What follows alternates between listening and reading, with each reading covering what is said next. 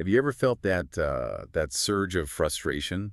When you're trying to follow a set of instructions and Yeah. they don't make any sense. Oh, absolutely, all the Like time. trying to assemble some flat pack furniture with a diagram that looks, I don't know, like modern art. Or worse, a diagram that misses a crucial step. Exactly. Or navigating a new app that feels like almost intentionally designed to confuse you.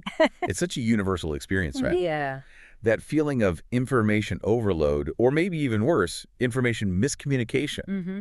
And it's not just annoying. It could actually cost us time, money, and honestly, a whole lot of peace of mind. Definitely. The frustration is real. So today we're taking a deep dive into something that, well, it touches almost every aspect of our lives, yet we rarely really stop and think about it.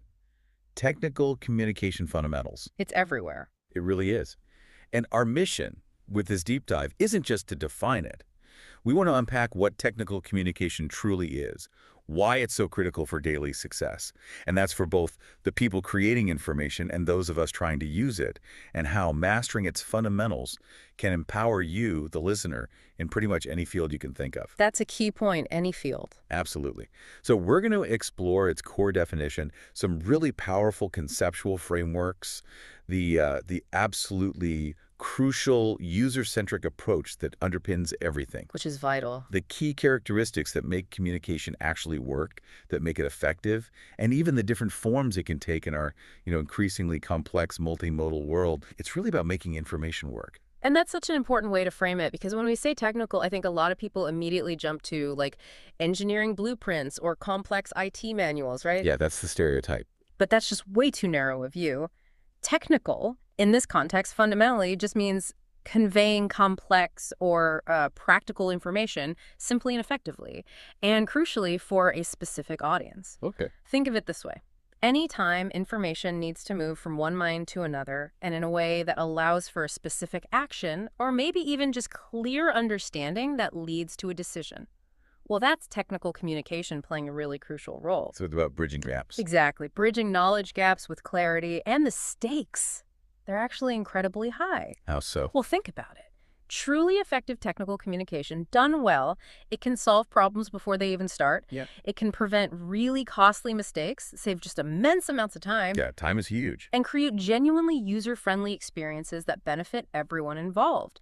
From the end user trying to, say, assemble a new gadget or understand a complex medical diagnosis, Right. all the way to the executive who's relying on clear reports for critical strategic decisions. It's basically the backbone of efficiency and clarity in so many areas. Hmm. And one of the core ideas our source material really hammers home is this. The absolute key is to precisely know the material's purpose and its audience. What we often call the user. You have to know those first. Purpose and user. Got it. And then, only then, do you choose the absolute best form for that message to be delivered. It's really about designing communication with a specific outcome in mind, not just throwing information out there and hoping for the best. I love that phrase, designing communication with an outcome in mind. Okay, let's try and unpack this a bit more. There's a surprisingly simple, but I think incredibly powerful analogy straight from our source. Have you ever tried to explain to someone how to tie their shoes? Oh, yeah. It's harder than you think. It really is. Think about it. For most of us, tying shoes is just automatic, isn't it? Almost unconscious. It's pure muscle memory. You just do it. Don't even think about the steps. Exactly. But the second you have to teach someone else, maybe a young child, you suddenly realize it's anything but simple. You have to break down that seemingly effortless motion into tiny, precise steps. Step by step. Yeah, in a very specific order. You might even find yourself physically doing the actions really slowly, saying out loud, make a loop, pull it through. Making the bunny ears or whatever method you use. Right. You have to sort of put yourself in their shoes, pardon the pun. You have to figure out what they'd find confusing, where they might get stuck, or even what basic knowledge they might be missing, like which way is left or right. Mm-hmm. Anticipating the sticking points. That whole process, taking something you know implicitly, automatically, and breaking it down into explicit, clear, actionable steps for a learner, our source calls that mental dexterity. And it's absolutely at the core of technical communication. That's a great term for it. Mental dexterity. Isn't it? It's about taking your deep, often intuitive understanding of a subject and making it accessible, and more importantly, usable for someone else who isn't the expert, or maybe someone who just needs to perform a very specific task based on that info. Right. Usable is key. So I really invite you, the listener, to just think for a second about your own field, your own job. How often do you find yourself needing to explain complex processes, or maybe nuanced concepts, to someone who isn't already totally immersed in your world? Or even just someone in a different department. Good point.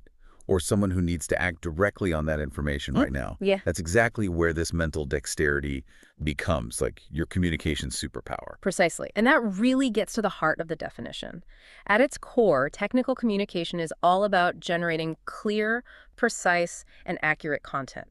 But it's not just content for content's sake. It's to create a purposeful message for a specific audience. Purposeful and specific. Exactly. It's a highly intentional act. It's very different from, say, just expressing an opinion casually over coffee. Right. And it's absolutely crucial here to differentiate this from what many people might still just call technical writing. Okay, what's the difference there? Well, writing is definitely a huge part of it, no question. But technical communication is much broader. It actually encompasses a whole range of communication skills and different media that go way beyond just words typed on a page. It's more about crafting entire experiences around information. Experiences. Interesting. Yeah. Our source illustrates this really well by detailing just the sheer diversity of what can be considered a technical document. Once you start thinking beyond those thick instruction manuals, the scope just explodes. Okay, like what? Well, we're talking about things like internal memos in a company, dynamic web pages, those little product descriptions you see on e-commerce sites, directories, everyday emails, crucial street signage. Seriously, think about road signs next time you're driving somewhere new. Good point. Yeah, they have to be instantly clear. Absolutely. Even things like social media posts from a company, brochures, advertisements, detailed financial reports, and of course, those vital instructions and procedures for, well, anything. What's really fascinating when you look at that list is, well, how many of these are things we interact with every single day, almost without thinking about it, right? Yeah, totally. We don't even realize they are often meticulously crafted forms of technical communication. Each one is designed, ideally, to guide us, to enable us to do something. Okay, give me a few more concrete examples, maybe, from the source. Sure. Let's take a really simple one. A bus stop sign. Seems mundane, right? Yeah. But it helps riders find the right routes, figure out connections. It solves their immediate problem. How do I get where I need to go? Okay, makes sense. Or think about the tiny laundry label inside your shirt. Ah, yes, the hieroglyphics sometimes. Exactly. But they're there to prevent you from accidentally shrinking or ruining your favorite sweater, right? They solve a potential user problem. And you can decipher them, yes. Fair point. Or the simple instructions on your microwave. They ensure your food is heated correctly, safely, avoiding, burns or cold spots. The label on your lip balm gives you ingredients, warnings, how to use it. Even something as maybe slightly absurd sounding as shovel instructions for mashed potatoes, which the source humorously mentions. Wait, shovel instructions for mashed potatoes. Apparently. Ugh. But it still serves a clear purpose, right? To guide you in using that specific tool to achieve a specific culinary outcome. Okay, I see the pattern. In every single one of these cases, whether it's a sign, a label, instructions, the communication is designed to solve a user's problem. It's not abstract theory. It's the practical application of communication that underpins countless daily interactions. It makes our lives smoother, more efficient. Or sometimes more frustrating if it's done badly. Precisely. That's the flip side. When it fails, it really fails. So this applies across tons of different jobs then. Oh, absolutely. This universal applicability is exactly why technical communication skills are so vital across such a wide, sometimes unexpected range of professions. Our source points out people in fields like computer science, engineering, sure, but also business, education, medicine, human services. They all rely heavily on it. Medicine, that's a good example. High stakes for clarity there. Extremely high stakes. Think about a nurse writing a detailed yet concise patient summary for the next shift. That's critical technical communication for continuity of care. Yeah. Or an engineer designing precise product specifications that maybe multiple teams, even in different countries, need to follow exactly. Right, no room for error. Or a business professional crafting a really compelling report that's going to influence a major investment decision. That's technical communication too. In all these cases, you're translating complex ideas or processes or data into plain, actionable language. Language that lets other people understand, decide, and act. It's really the art of turning complexity into clarity. The art of turning complexity into clarity. I like that. Ah. That's a really powerful way to frame it. And it brings us neatly to a really foundational concept that our source introduces. They call it the problem-solution framework. Ah, yes, the framework. Very useful. When I first read about this, it felt kind of like a GPS for communication.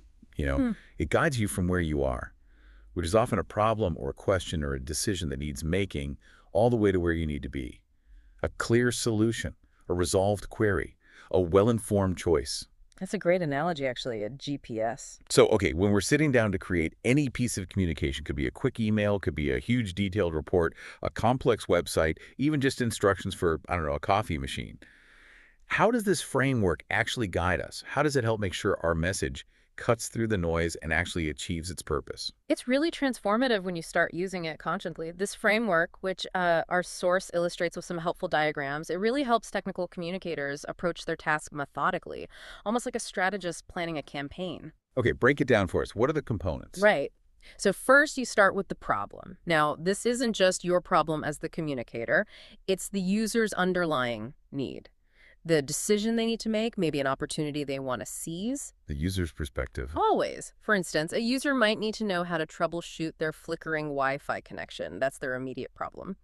The technical communicator's role, then, is to offer a structured, clear approach to navigate that decision-making process, to guide them towards a fix. Okay, the problem first. What's next? Next, you define the purpose. This is the central goal of your communication. Why are you creating this document, this message, this website? It's usually about convincing the user to follow a particular line of reasoning or arrive at a specific choice or action. This is the why behind the communication's existence. The why. So Yeah. for our Wi-Fi example, the purpose might be to successfully guide the user through specific steps that will reconnect their device, or at the very least, help them accurately diagnose the issue. Got it. Problem, purpose. Hmm. What else? Then comes the audience. This is the user or users who need to be moved from that problem state to a solution state. These are the people who need to manage resources, make decisions, or act on the information you're providing. They are absolutely 100% at the heart of this entire framework, The user again, central. always central. For that Wi-Fi issue, the audience could be a really frustrated, maybe not very technical home user, or it could be an IT support specialist looking for advanced diagnostic steps. Completely different needs, right? different. So understanding their specific needs, their existing knowledge, their context, it's paramount. It shapes absolutely everything else. Okay. Problem, purpose, audience. Next is the message. This is the actual content you create. This is the text, the images, maybe video, audio, diagrams, whatever combination works best. And it has to be meticulously designed to effectively present a pathway, a solution to that decision-making process. It's the bridge that connects the problem to the desired outcome. The bridge. Okay. Mm-hmm. And the last part. And finally, the solution. That's the desired outcome. It's the decision or the action regarding the problem or opportunity that the user reaches after interacting successfully with your communication. So for our Wi-Fi scenario, the solution is simple. A reconnected, working internet connection. Problem solved. Problem, purpose, audience, message, solution. Okay. And what our source really emphasizes is the iterative nature of this. Purpose, audience, and message aren't just separate linear steps. They work together in this kind of circular, dynamic flow. They constantly inform and refine each other. How's that work? Well, you think about your purpose, right? Why am I doing this? Yeah. That immediately makes you consider your audience. Who is this for? Which then shapes your message. What do I need to say and how? And that message, hopefully, helps achieve your purpose for that specific audience, leading them to the solution. It's like a continuous feedback loop. Ah, I see. It's not just step 1, 2, 3. Not at all. Think about assembling furniture from a store, that classic example the source uses. You're presented with a problem, a box full of bits and pieces, and maybe a confusing diagram. Definitely a problem sometimes. Right. The instructions, that's the message, are designed, ideally, to guide you step by step to the solution, a fully assembled piece of furniture. And those instructions, they're designed specifically for you, the audience, the person who bought the furniture, with a crystal clear purpose. Make the assembly process as simple and successful as possible. When they work. When they work. But that framework really powerfully reinforces that core idea. Technical communicators effectively move a user from problem to solution through expertly crafted communication. It's really a strategic approach to information, not just writing stuff down. Moving the user. I like that. So the user is Absolutely central to this framework. But let's dig into that a bit more. What does it truly mean to be user-focused or purposeful in communication? And you mentioned something earlier, this idea that it's not just about reading a document, but using it. What's the real distinction there? Yeah, that distinction between passive reading and active using is so profound. It really implies a different level of engagement from the user, and because of that, a different kind of design challenge for the communicator. How so? Well, it's not just about delivering information like reading a novel for pleasure, it's about enabling action. Technical documents, pretty much regardless of their mode, whether they're online, print, video, whatever, they are fundamentally designed for use. The user isn't just meant to passively absorb the information, they're meant to interact critically with the document, understand it, and then apply that information to accomplish a task or make a specific decision. Okay, so give me an example. Okay, think about a resume. It isn't just read by a potential employer, is it? No, they use it to decide things. Exactly. It's used to make a hiring decision, to filter candidates out or move them to the next stage, or an instruction manual. It isn't just read for fun on a Sunday afternoon. Definitely not. It's used to assemble a product or operate a machine safely or troubleshoot an issue when something goes wrong. The ultimate goal, the purpose behind creating that document, is always to influence the user's ability to act, to empower their experience, to enable them to achieve something tangible. Right, like successfully building that IKEA furniture we talked about. Precisely. Those IKEA instructions, love them or hate them, they aren't leisure reading. They are meticulously designed, or at least intended to be, to lead the user through a multi-step process successfully. The goal is to ensure they can build that bookshelf, or whatever it is, without undue frustration or wasted time. Yeah, minimizing the frustration is key. Absolutely. And this immediately raises that vital question for us as communicators.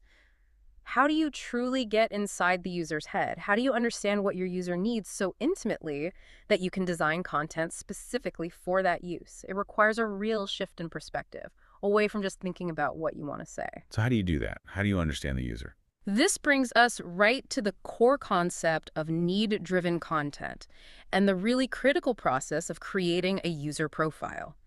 You simply cannot create successful technical communication without a deep, almost empathetic understanding of your audience. Empathy. Interesting. Yes.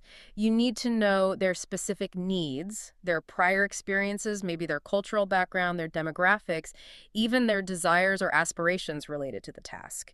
The source really emphasizes that a user profile isn't just like a nice-to-have marketing exercise. It's a crucial tool for achieving this deep understanding. So what is a user profile exactly? It's basically a structured collection of information about your intended users.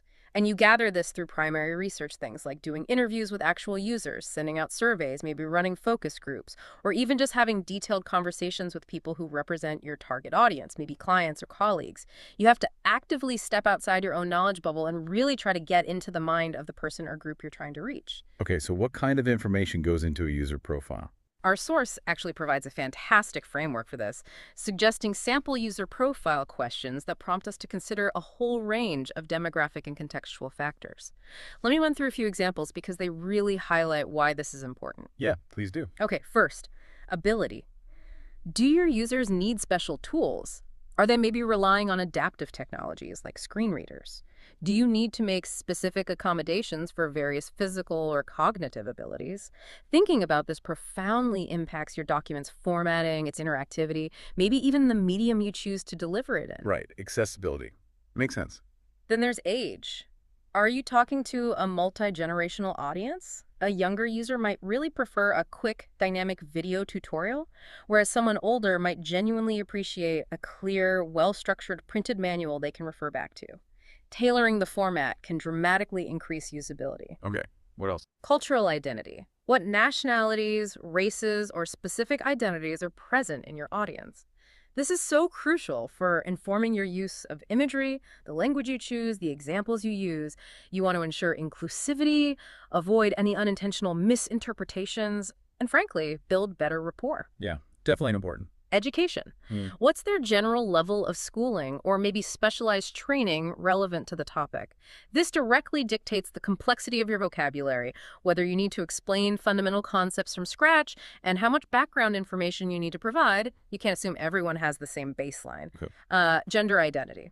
This helps ensure your language is neutral, inclusive, and respectful, avoiding gender-specific pronouns where a broader term like they or the user is more appropriate. Simple but important. Income. Now, this might seem a bit unusual, but understanding your audience's economic context can sometimes influence things, like, do you recommend expensive solutions or more budget-friendly options?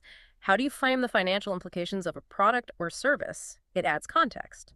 Interesting angle. Language. This is a huge one. What's their native language? Do they speak more than one? This is absolutely critical for determining translation needs, sure, but also for avoiding idioms or culturally specific phrases that might not translate well, and just ensuring basic clarity across any linguistic divides. Yeah, translation is complex. Mode of travel. Maybe less common, but think about it. Do they primarily use cars, public transport, bikes, or walk? This might inform how you provide directions to a physical location or deliver time-sensitive information if travel time is a factor. Right, like for an event. Exactly. Occupation. Are they full-time, part-time, retired, unemployed? Their daily context influences their time availability, their professional needs, the specific kinds of problems they're trying to solve using your information. A busy professional might need a super quick, highly technical reference guide, while maybe a retiree exploring a hobby appreciates more comprehensive, less jargon-filled guidance. Tailoring it to their life context. And finally, maybe most obviously for technical communication, technical proficiency. Do they have easy access to technology? What's their general level of understanding of software, hardware, or the specific technical domain you're discussing? This dictates everything from whether you can use complex software interfaces in your examples to whether you can assume prior technical knowledge, or if you need to meticulously simplify explanations of even basic technical concepts. Wow, that's a lot to consider. It is. But understanding these elements isn't just about data collection. It's really about building that empathy we talked about. And that empathy becomes the bedrock for tailoring content that genuinely resonates with your users and is truly, truly usable by them. Okay, so that deep audience understanding leads to creating user-friendly content. You mentioned the source as a good example for this. Yeah, it's a really clear one, the recipe comparison. Imagine you find a recipe for a souffle, but it's written like a beautiful descriptive paragraph, almost like a little story about making a souffle. Okay, sounds nice to read. Exactly. It might be quite pleasurable to read. It paints a lovely picture, maybe talks about the history of souffles. But now imagine you're actually standing in your kitchen, flour on your hands, trying to bake that souffle for the first time using that narrative recipe. Oh, boy. Yeah, that sounds frustrating. It would be incredibly frustrating. It's probably ambiguous. It lacks clear, numbered, sequential steps. You'd have to constantly hunt back through the paragraph to find the exact ingredient amounts or the oven temperature. It's designed for reading enjoyment maybe, but absolutely not for practical action in a kitchen. Right, not usable. Not usable at all. Now, compare that to the souffle structured recipe in the source. This version is a clear, concise, step-by-step list. Ingredients listed first with precise measurements, then instructions broken down into numbered actions. 1, preheat oven, plus 2, separate eggs, etc. The standard recipe format. Exactly. This version is absolutely perfect for using to follow a recipe successfully, especially in a potentially chaotic kitchen environment. It anticipates your need for quick reference, for actionable steps you can follow one by one. Makes total sense. This comparison just powerfully shows you, the listener, how simply reorganizing and reformatting the same information based entirely on understanding the user's need and context baking, not reading, can make a world of difference in usability and effectiveness. It's about meeting the user where they are, understanding their goal, and giving them exactly what they need to accomplish that goal with minimal effort and cognitive load. It really is the difference between just providing information and actually enabling someone to succeed. Information and enablement. I really like that phrase. It captures the essence perfectly. Okay, so we've kind of nailed down the who, the audience, and the why, the purpose. We've talked about designing for use. But what about the what? How do we make sure the message itself, the actual words, the content is effective? Our source outlines 5 absolutely essential characteristics. Pillars of clarity, they call them, that really distinguish powerful technical communication. Yes, these 5 are fundamental. They are clear, concise, precise, accurate, and scannable, skimmable. Now, these might sound straightforward, maybe even obvious. They do seem obvious on the surface. But I suspect they're actually deceptively challenging to achieve consistently in practice. So let's break each of these down because they feel fundamentally crucial for any message, any communication, to actually land with impact. Absolutely. Let's dive right into the first one. 1. Be clear. Clear content is simply information that is easily understandable. It helps users accomplish their tasks without hitting roadblocks, without frustration, without unnecessary cognitive effort. Minimize the thinking needed, basically. In a way, yes. Minimize the unnecessary thinking. The importance here is paramount. You absolutely must avoid specialized jargon whenever possible. Or, if jargon is truly necessary for precision, you have to define it clearly or break down new or complex information incrementally, piece by piece. Don't overwhelm the user. Okay. Does the source have examples here? It does a brilliant comparison, actually. Imagine comparing two drafts of a letter, maybe about some plumbing work. The unclear version immediately presents problems. Imagine reading this letter, and it casually throws around terms like CPVC without any explanation. Yeah, I have no idea what CPVC is. Right. Most people don't. For the record, it's a type of rigid plastic pipe used for hot and cold water systems, but the point is the letter doesn't explain it. Then the information might be presented completely out of order. Maybe it talks about getting approval after mentioning the work is done. Makes no sense. There's often a glaring lack of specific detail. Maybe no itemized list of the labor costs or the materials used, just vague statements like various fittings. And critically, there's often just plain missing information, like the total cost estimate or a timeline for the work. This kind of document is incredibly hard to follow. It leaves the user feeling confused, maybe suspicious, and definitely with more questions than answers. Total exasperation. Sounds familiar, unfortunately. So how does the clear version fix this? The revised, clear version systematically solves all those problems. It might use verbal organizers, phrases like, first, we will. Next, regarding the cost, finally, to guide the reader logically through the information. Yes, posting. Exactly, signposting. Technical terms are explained right there in the text, maybe in parentheses, or perhaps in a clear glossary if there are many.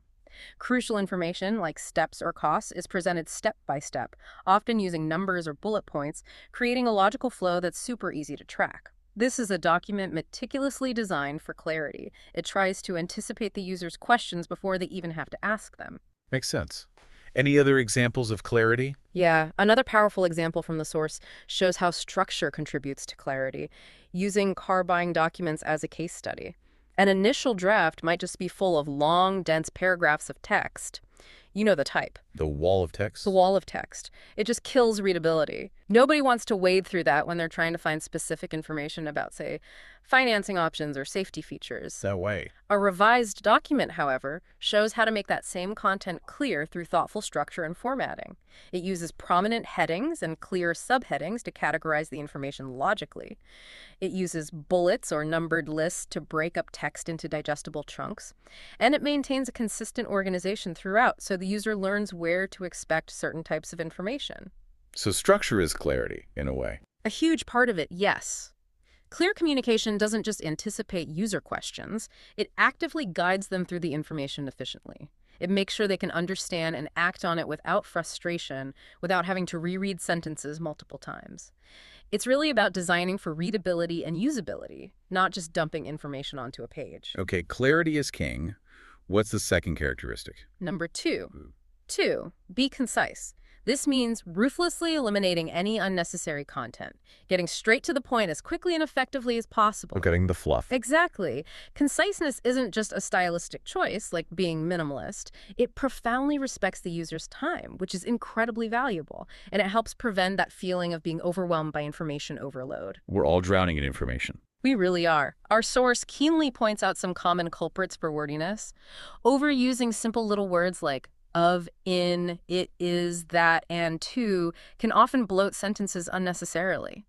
And then there's redundancy, the unnecessary repetition of words, phrases, or even whole ideas. That's another major offender that just puffs up communication without adding meaning. Can you give examples of cutting wordiness? Absolutely. The source has this great table showing wordy phrases versus their concise revisions. It's really eye-opening. For instance, instead of writing the rather cumbersome phrase, a majority of writers struggle to write in a way that is concise. Okay, yeah, that's wordy. The concise version is simply, most writers struggle to write concisely. Boom, direct, much stronger. Big difference. Or how about, in many cases, writers are in a position to solve the problem by eliminating fillers? Okay. That becomes, often writers can solve the problem by eliminating fillers. Shorter, punchier. Yeah. Here's a really clunky one. Another common cause of wordiness is the use of redundant, repetitive, and recurring phrases. Redundant, repetitive, and recurring. Okay, point taken. Right. The concise version. Additionally, redundancy causes wordiness. Notice how those three redundant adjectives just get distilled into one powerful noun? Redundancy. Much cleaner. Even slightly more complex ideas get sharpened, like this definition. The meaning of hedging is when a writer attempts to mitigate a potential loss and safeguard his or her statements from exceptions that may be mistaken contingencies or for withdrawal from commitment. Whoa, okay, what does that mean? Exactly. The concise version cuts right through. Insecure writers hedge to avoid direct statements. Wow. Okay, that's blunt but clear. It is. And what's really fascinating here isn't just that you're cutting words, it's how much more powerful and impactful your message becomes when you strip away all the unnecessary baggage. Every extra word acts like static, it just dilutes your signal. Good analogy. When you're concise, you're not just writing less, you're editing for maximum impact. You're truly respecting your user's finite attention span. And the source also adds a wise little note about using a thesaurus. Ah, yes, the thesaurus. Use it for precision, finding the absolute exact word with the right sheet of meaning, not just for finding more impressive-sounding words to stuff into your sentences. Conciseness values clarity over clutter. Precision. Yeah. That leads nicely into the next one, doesn't it? It certainly does. Yeah. Number 3. 3. Be precise. This characteristic is all about choosing laser-focused words and phrases, conveying meaning exactly and unequivocally, leaving absolutely no room for ambiguity or misinterpretation. Oh, wiggle room. Exactly. Precision ensures the user understands precisely what you mean, which is absolutely critical when actions or decisions hinge on that clarity.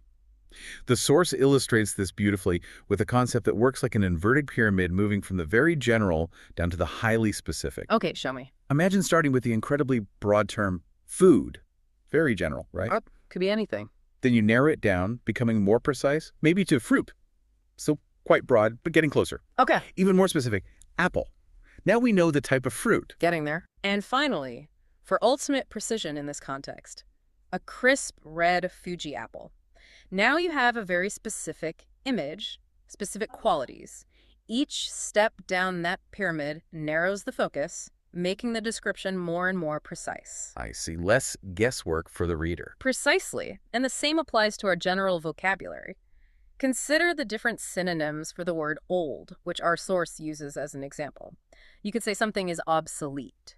Okay, meaning it's useless now. Pretty much. No longer in use, perhaps its value is completely lost. Or you could call it vintage. That sounds better. Old but cool. Exactly. Old but valued perhaps for its classic qualities or style? Or old-fashioned. Out of style, maybe, but still works. Could be. Out of current style, but maybe still functional? Yeah. How about Neolithic? Okay, now that's really old. Ancient. Primitive even. Right. And finally, maybe classic. Like timeless. Enduring value. That's the connotation, something that stands the test of time. So this really raises that important question. When you as a communicator say something like old software, what precisely do you mean? Good question. Could mean any of those things. It could. If you mean it's no longer supported by the developer and might have serious security vulnerabilities, then obsolete is the precise, accurate term. If you mean it's maybe from a previous generation, but it still works reliably and is highly regarded by users, perhaps vintage or classic might be more accurate depending on context. Each of those synonyms carries a distinctly different connotation and implication. Choosing the right, precise one is absolutely crucial for accuracy and for avoiding confusion that could lead someone to make the wrong assumptions or take the wrong actions based on your description. Precision matters immensely. Okay. Clear, concise, precise. What's number 4? Number 4. 4. Be accurate. This might sound similar to precise, but it's distinct. Accuracy means using verifiable, error-free information that is meticulously based on reliable, credible sources. Fact-checking, basically. Yes, but it goes a bit deeper, too. Accuracy is really the cornerstone of trust in communication. It builds your credibility as a communicator and ensures the user can confidently trust and, importantly, act upon the information you provide without fearing that they've been given misinformation or incorrect guidance. Trust is huge. Yeah. Especially with technical stuff. Absolutely. Our source makes a really useful distinction here between 3 levels of information when thinking about accuracy: facts, inferences, and judgments. Okay, break those down. First, facts. These are verifiable data points. Hard numbers, recorded events. For example, the source mentions the National Highway Traffic Safety Administration, NHTSA, reported 34,439 fatal crashes in the U.S. in 2016. That's a fact. It's a piece of verifiable data. Data are like the raw bits of information, and facts are specific data points that can support a larger idea or claim. Okay, facts are verifiable data. What are inferences? Second, inferences. These are conclusions that you draw based on the available facts or data. Now, our source wisely warns here against making unreasonable conclusions or risky recommendations that are based on insufficient data. You can't just leap to conclusions. Gotcha. Need enough evidence. Exactly.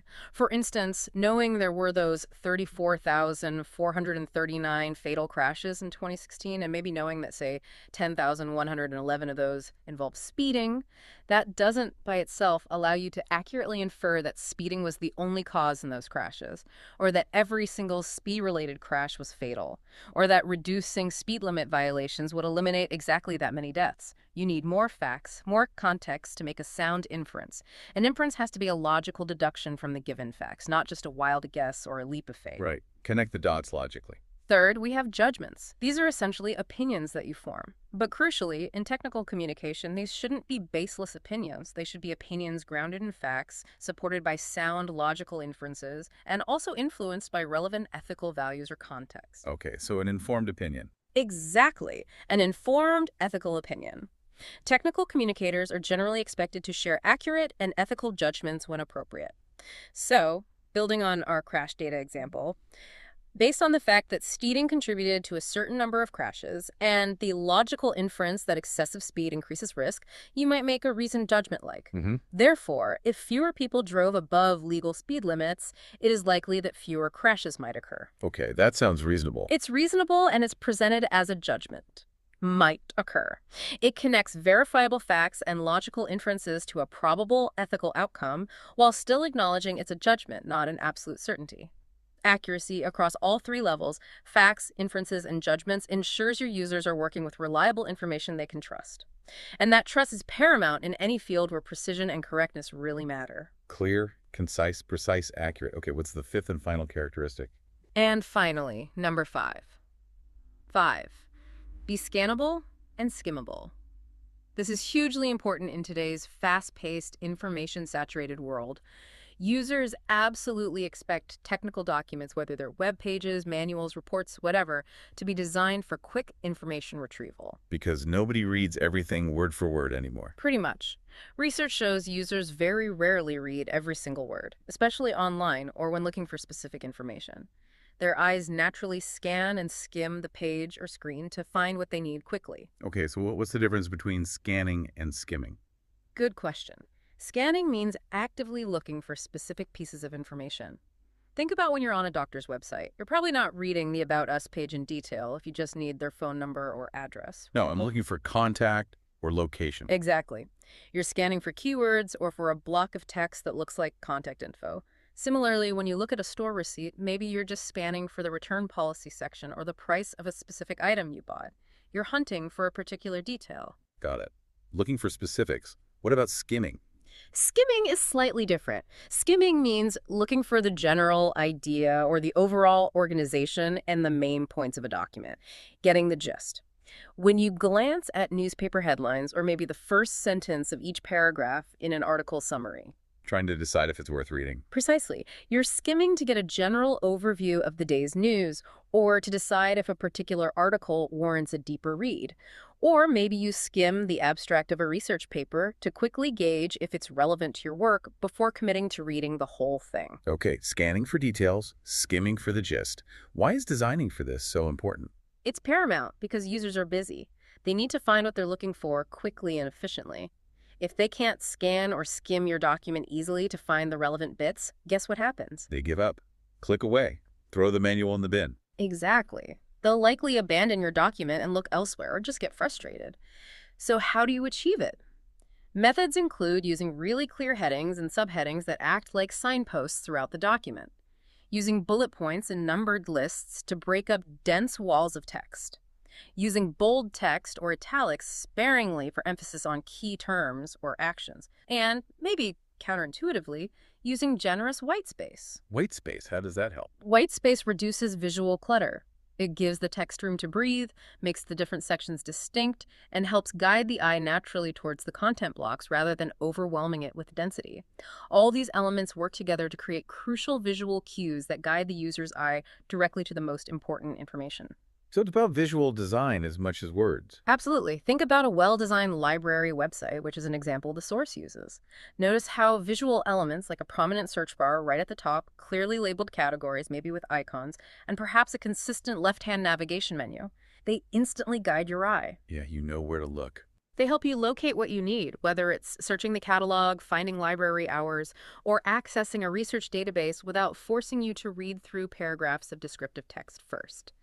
Effective design for scannability and skimmability ensures that your users can quickly extract the most relevant information, respecting their time and minimizing their cognitive load. It's really about designing for immediate utility and effortless navigation. Okay, those 5 characteristics, clear, concise, precise, accurate, and scannable, skimmable, make a lot of sense for effective communication. Now, so far, we've talked an awful lot about words, right? How to choose them, how to arrange them. But you mentioned earlier that technical communication isn't just about text on a page. Our source highlights the critical importance of multimodal communication. Yes, multimodal is key today. I think most of us kind of intuitively get multimedia, right? Like a video presentation uses visuals and audio. But what exactly does multimodal mean in this context, and why is this concept so crucial for a technical communicator now? Especially when you think about all the diverse ways people consume and interact with information, it really feels like we're moving way beyond traditional text-heavy documents into something much richer, much more dynamic. You're absolutely right. It's a really profound shift in how we need to think about conveying meaning effectively. So, multimodal basically refers to the broad categories or modes through which meaning is created and experienced by humans. Multimedia, the term you mentioned, is definitely related. It simply means using more than one medium like text, image, sound to deliver information. A PowerPoint presentation using text slides, embedded images, and maybe a voiceover is a classic multimedia example. Okay, so how is multimodal different? Multimodal goes a bit deeper. It focuses on the fundamental ways we make and understand meaning. Our source breaks down this meaning-making process into 5 distinct modes. Understanding these gives technical communicators a much richer toolkit to work with. 5 modes. Okay, what are they? Right. First, there's the linguistic mode. This is the one we're most familiar with. It involves words, whether they're written down or spoken aloud. Think business letters, emails, technical reports, websites, or even a podcast script like the one we're loosely following. It's foundational for conveying detailed information, complex logical arguments, and very specific instruction. Okay, words. Got it. Second, there's the oral mode. This is all about the conscious use of sound, including music, sound effects, silence, tone of voice, volume, rhythm. Basically anything heard. Consider how sound effects in a software user interface can provide feedback like a ding for success or an error buzz, or how strategic pauses in a voiceover recording can add emphasis, or even the specific type of background music used in a corporate training video to evoke a certain mood, maybe urgency or calm. This mode can profoundly influence how a message is received emotionally and practically, adding layers that words alone just can't capture. Sound. Okay, what's third? Third is the visual mode. This involves the deliberate use of all sorts of visual elements. It's a huge category. It includes fundamental design choices like color palettes, layout, typography, the use of white space, but also critically specific visual elements like infographics, charts, graphs, diagrams, photographs, animations, and video.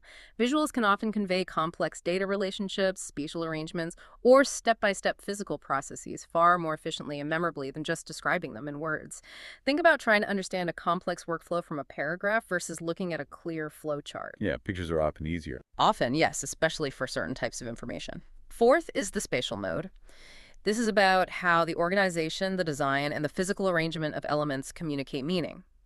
Think about the proximity or contrast of different elements on a web page, how grouping related items together or using white space effectively directs the eye and implies relationships. Or consider the logical flow of a process diagram, where the direction of arrows and the placement of boxes clearly convey sequence and hierarchy. Even the layout of a physical space, like how a hospital emergency room is organized or how a retail store guides you through aisles, uses spatial design to influence user behavior and communication. Arrangement and layout. Interesting. And the fifth?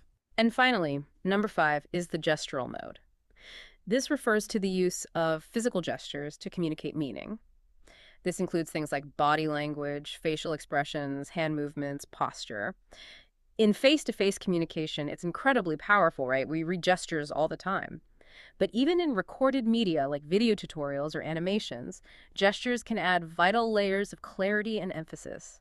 Showing someone how to perform a physical action with hand gestures in a video is often much clearer than just describing it in text. Linguistic, oral, visual, spatial, gestural. Wow. Okay. So for technical communicators today, the real task, the real challenge and opportunity is to carefully weigh the specific needs of their audience, consider the complexity and nature of the technical content itself, and then strategically choose the most effective mode, or more often than not, the most effective combination of modes that the content should take. So it's about picking the right tools for the job. Exactly. Users today often prefer, and frankly often expect, interactive, visually rich, or perhaps audibly engaging documents and experiences. We don't just passively consume long blocks of text anymore, especially online. We interact with content across multiple sensory channels. That's true. So if we connect this back to the bigger picture, consciously choosing the right mode, or blending modes effectively, can drastically improve how well your message is understood, how well it's retained, and ultimately how effectively it's used by your audience to achieve their goal. It's really about meeting them where they are in the ways they best process information and leveraging all the available communication tools to ensure not just information transfer, but genuine comprehension and action. That's a really fantastic framework for thinking beyond just words. Okay, let's try and take everything we've discussed now, this huge emphasis on user-centric design, that problem-solution framework, the 5 characteristics of effective communication, clear, concise, etc., and now this multimodal thinking. And let's put it into action. Let's see how it plays out with a real-world scenario from our source. It sounds like a classic case study about communication breakdown and the very practical, frustrating consequences. Yes, this case study really brings it all together. It shows what happens when these principles are ignored, even in seemingly simple situations. So set the scene first. You mentioned Maribel earlier, Yeah. a college student. That's right. Imagine Maribel. Mhm. She's a college student. She's flying into a busy airport in Southern California, maybe for a school visit or an interview. She lands, navigates baggage claim, and successfully rents a car from a company called, let's say, Speedy Car Rental. So far, so good. Now, she needs to find a shuttle bus to get to her hotel. And here's the slight complication. The shuttle service is actually provided by, or partnered with, the same car rental company, Speedy Car Rental. On paper, this sounds like it should be simple, right? You get your car info, you hop on their shuttle, a straightforward user journey. Seems logical. Get the car, get the shuttle, all in one place. That would be logical. Right. But this is exactly where the theory of good communication meets the messy reality of poor execution. Uh-oh. What happened? Well, the source material paints a really clear picture of her frustrating experience. Maribel follows the main airport signs and successfully finds the primary large sign for rental cars. Okay, step 1 complete. Good. However, as she's looking around that area for her specific shuttle, maybe expecting a smaller sign under the main one, she then sees a completely separate sign, maybe down the hall or around a corner, just labeled shuttles. And crucially, this shuttle sign is pointing in the opposite direction from where she just came, away from the main rental cars area. Oh, that's confusing. Extremely confusing. And here's the critical failure. The original, big, prominent rental car sign she first saw made absolutely no mention whatsoever that shuttles were also part of their service, or, perhaps more importantly, that those shuttles might be located in a completely different area or direction. It was a subtle, but really significant failure of foresight in the information design. So she didn't know the shuttle was connected to the rental company or where it was. Exactly. She just saw rental cars here and shuttles way over there. So Maribel, probably tired from her flight, lugging her heavy suitcase, does what the signs tell her. She dutifully drags her luggage all the way back, retracing her steps, and heads over to the separate shuttle's location. It was an inconvenient, totally time-consuming, and utterly frustrating detour. I can imagine. Schlepping bags around an airport is no fun. Not at all. The mental effort of figuring it out, the physical burden entirely unnecessary if the communication had been clear. And what makes it even more frustrating, the source says that later, after she'd already gone through this whole ordeal and possibly found the shuttle by asking someone, she happened to notice, maybe back near the original rental cars counter she started at, a small, easily missed, maybe even slightly torn sheet of paper tacked onto a bulletin board. Oh no, what did it say? That little scrap of paper announced a partnership between Speedy Car Rental and the Holiday Hotel Shuttle Service, the very information she desperately needed right at the beginning. Too little, too late. Precisely. That seemingly small piece of information that Speedy handled shuttles to, and maybe where exactly to find them, if it had been presented clearly, precisely, and at the right time and place, like on the main sign, it would have saved her a tremendous amount of hassle, time, and stress. Okay, so let's analyze this breakdown using the concepts we've been talking about. How did it fail? It's a perfect storm, really, illustrating failures on multiple levels. First, just fundamentally, in terms of clarity and precision. The signage was fundamentally unclear and definitely not precise enough. The main rental car sign needed to explicitly state that shuttles were also part of that service cluster, or, even more critically, it needed clear directions if the shuttles were located elsewhere.